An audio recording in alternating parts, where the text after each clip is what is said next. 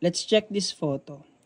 So, in photojournalism, we try to avoid backs, no? Or likod ng subject. Pero kung photography to, it's a good, no? And a good photo and maganda rin yung kwento. Like this father is sending his loved one siguro, magbebiyahe, palayo sa kanya, tapos matagal na naman niya makikita. So that's a good story, no? Kasi sa photography naman, wala naman, hindi naman kailangan ng ganung details. Parang, yun, ito pa lang, may kwento na, something like that. But in photojournalism, it's more detailed, no? Mas maganda sana kung with exact timing, 'di ba? Nandito yung subject na hinatid niya or kung yung mukha niya naman ay papunta dito sa part na to, nandito sana yung subject na yon.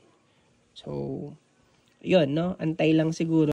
But ito, okay lang naman to, itong mga foreground. Hindi walang problem dyan actually, no?